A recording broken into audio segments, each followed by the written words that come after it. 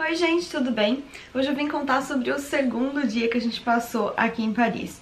Eu já percebi que eu não sou muito boa mesmo em ficar gravando muito na rua, até porque eu quero ficar vendo as coisas e não gravando tudo o tempo todo. Então acho que o meu jeitinho de fazer conteúdo de viagem é mesmo chegar, sentar, contar como foram as coisas e mostrar uma coisa ou outra que eu gravei, né, da porta pra fora.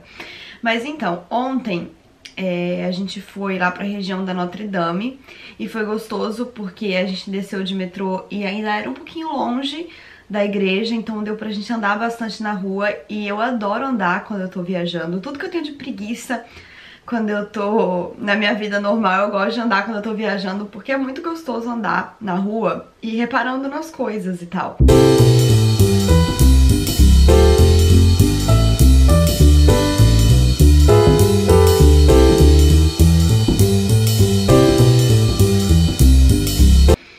Então a gente foi a pé até a igreja e aí, de repente, chegando lá, eu dei de cara com o Shakespeare & Company. Eu não tava preparada, não achei que eu ia dar de cara com ela assim, mas dei. Meu Deus, é a Shakespeare & Company for real. E não tenho nem palavras, era a coisa que eu mais queria ver aqui em Paris, era essa livraria. E assim, dei de cara com ela antes de ir pra igreja, que era o nosso programa da manhã. Mas eu já fiquei encantada, já quase que eu chorei só de olhar pra fachada dela. E logo vi a proibição da câmera fotográfica lá dentro, depois vou falar melhor sobre isso. Mas foi bem rapidinho mesmo, eu consegui olhar pra fachada dela e a gente seguiu pra igreja. Chegamos lá na Notre Dame e ela é realmente incrível. Eu acho que é a minha igreja favorita até agora em questão de arquitetura. E olha que quando eu fui pra Itália conheci muitas, mas é que essa arquitetura gótica da Notre Dame é muito interessante, essas pontas e tal, ela é muito sinistra. E ela é toda de cimento por dentro, assim, parece pedra, então ela tem aquela frieza, assim. As da Itália são mais suntuosas, tem muito ouro, muito dourado, e essa não, ela é mais crua. E eu gostei muito disso, eu achei muito interessante. Lá dentro a gente pegou audioguia, né, pra gente poder ir escutando a história das coisas, então foi uma visita guiada, né, sem o guia, mas guiada, e eu fiquei com muita vontade de ler o Corcunda de Notre Dame. Vou chegar no Brasil e vou providenciar esse livro. A gente quer booktuber dar um jeito de relacionar tudo com livro, né.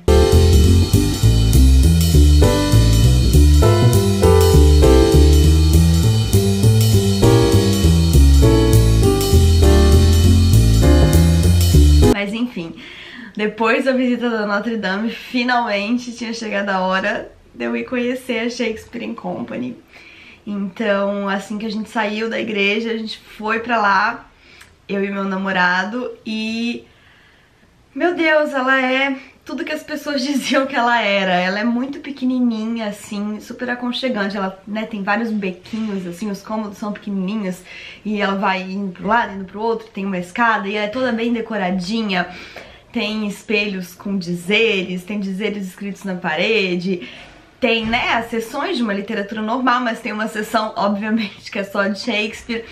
E ela é toda velhinha, né, toda fofinha, é como se você estivesse respirando a história da literatura quando você tá lá dentro.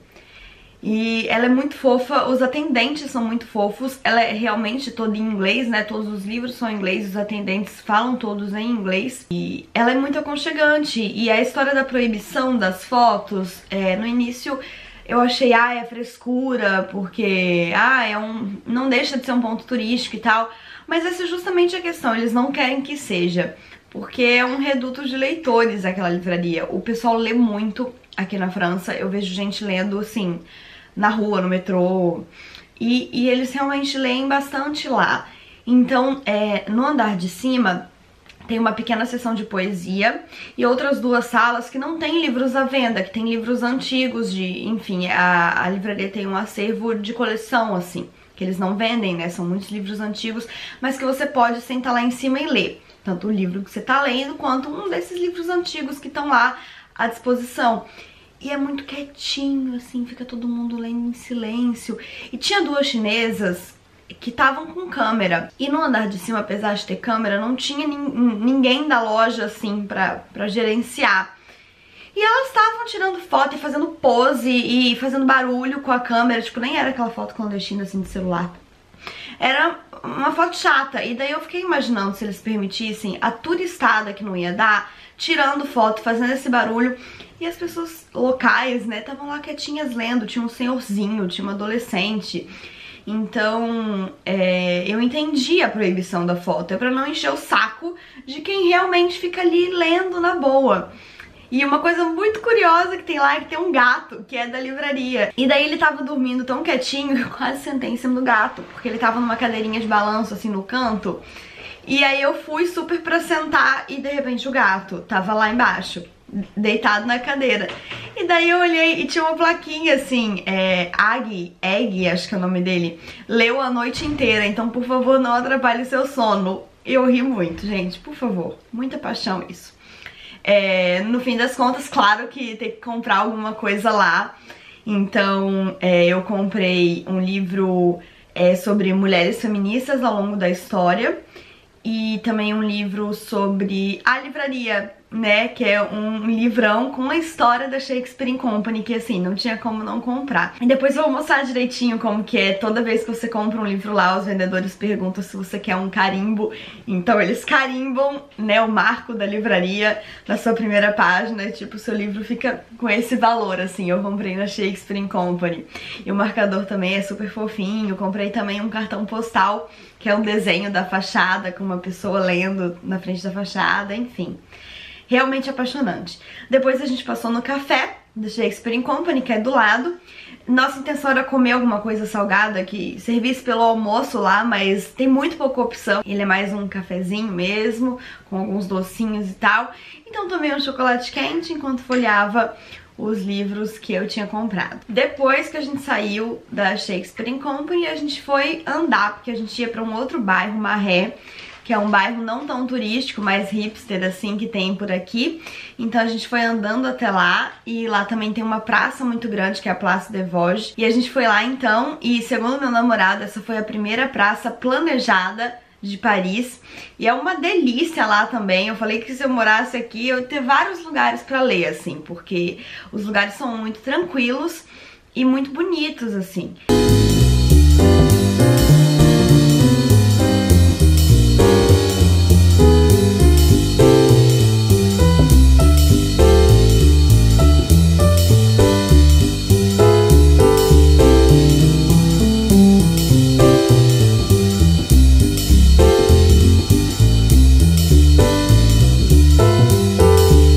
Ficamos um pouco lá descansando, sentados no banco, apreciando a praça.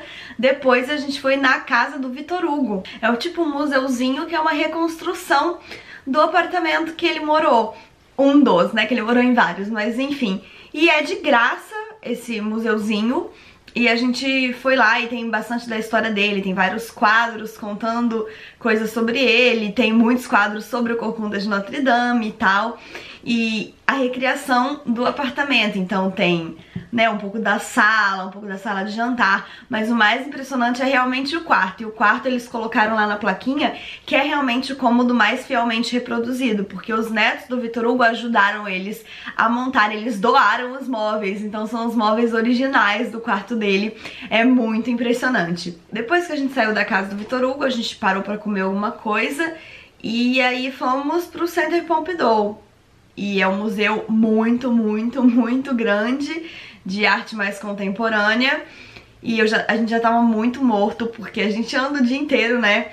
Então eu confesso que eu terminei o passeio assim morta, e eu devo ter deixado de entrar em algumas salas, porque ele é meio confuso, assim, ele não é muito linear. Você vai entrando numa sala ali, é meio que um labirinto.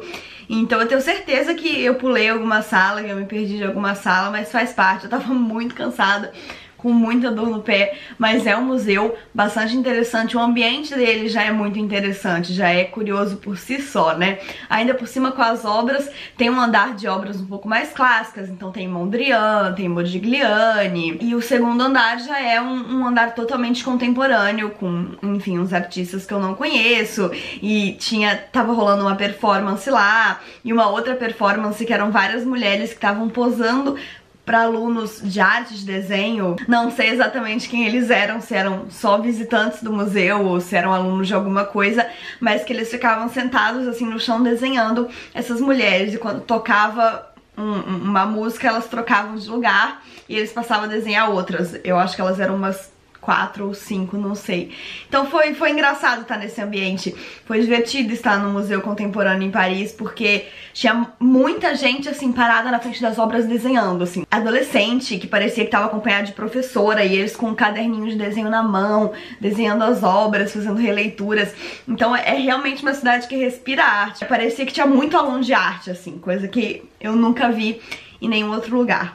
Depois que a gente foi no Centre Pompidou, a gente tava morto mesmo, a gente só passou no mercado e resolvemos comer em casa mesmo. Então eu fiquei aqui sentadinha, fazendo coisas no computador, editando vídeo e enfim. E conseguimos descansar, descansamos até demais porque a gente dormiu demais da conta. E estamos um pouco atrasados para a programação do terceiro dia, mas vai dar tudo certo. Então acho que é isso. Esse é o relato de hoje, a gente se encontra no próximo relato. Um beijo e até a próxima. Tchau!